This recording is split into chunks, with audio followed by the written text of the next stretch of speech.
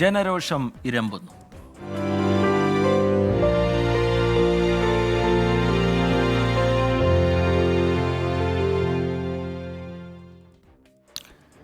എറണാകുളം കോതമംഗലത്ത് കാട്ടാനാക്രമണത്തിൽ കൊല്ലപ്പെട്ട എൽദോസിന് വിട നൽകി നാട്. ചേലോട് കുറുമറ്റം സെമിത്തേരിയിലായിരുന്നു സംസ്കാരം. ആക്രമണത്തിൽ എൽദോസിന്റെ ആന്തരികാവയവങ്ങൾക്ക് കാര്യമായി ക്ഷതമേറ്റു എന്നാണ് പോസ്റ്റ്മോർട്ടം റിപ്പോർട്ട്. കാട്ടാനാക്രമണത്തിൽ വൻ പ്രതിഷേധത്തിനാണ് കോതമംഗലം സാക്ഷ്യം വഹിച്ചത്.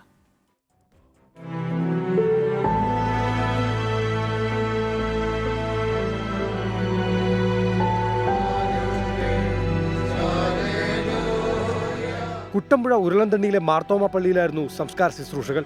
തുടർന്ന് ചേലോട് കുറുമറ്റം സെമിത്തേരിയിൽ സംസ്കാരം.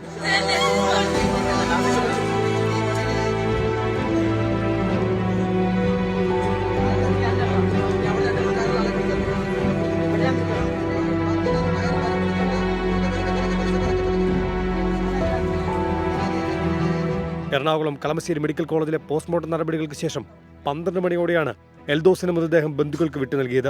കണാച്ചേരിയിലെ വീട്ടിൽ മൃതദേഹം പൊതുദർശനത്തിന് വെച്ചു.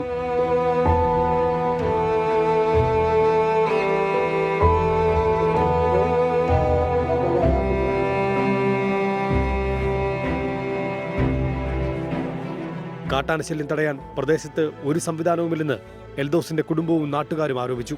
ഇവിടെ നമുക്ക് തെങ്ങൊക്കെ ഇടാൻ അതൊക്കെ നശിപ്പിച്ചു. ആന ഇവിടെയൊക്കെ എപ്പോഴും വരുന്ന ആന.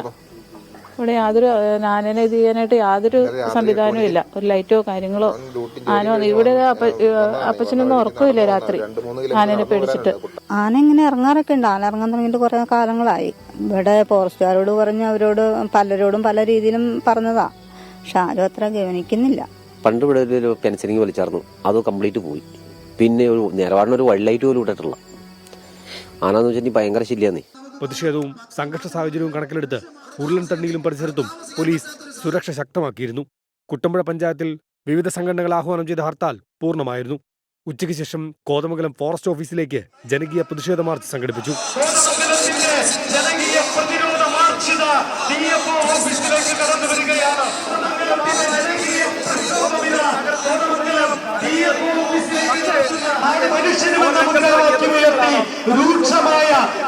എറണാകുളത്ത് സെക്യൂരിറ്റി ജീവനക്കാരനായിരുന്ന എൽദോസ് വർഗീസ് ജോലി കഴിഞ്ഞെത്തി വീട്ടിലേക്ക് നടന്നു പോകും വഴിയാണ് ഇന്നലെ രാത്രി കാട്ടാനയുടെ ആക്രമണം ഉണ്ടായത്. എൽദോസ് ദാരുണമായി കൊല്ലപ്പെട്ട സ്ഥലത്ത് നാട്ടുകാർ വലിയ പ്രതിഷേധവുമായി എത്തിയിരുന്നു. ജില്ലാ കളക്ടർ നടത്തിയ ചർച്ചയെ തുടർന്നാണ് പ്രതിഷേധം അവസാനിപ്പിച്ചത്. സാധാരണ കാണാറുള്ള അപേക്ഷയുടെ സ്വരം സമരക്കാർ മാറ്റിയിരിക്കുന്നു. നിലവിലവർ മുന്നറിയിപ്പിലേക്കാണ് ഇപ്പോൾ കടന്നിരിക്കുന്നത്. ഇനിയെങ്കിലും തിരുത്തിയാൽ ഭരണകൂടത്തിന് കൊള്ളാം. ക്യാമറാമാൻ നിഖിലിനൊപ്പം എസ് ശ്രീകാന്ത്, 24 കൊച്ചി.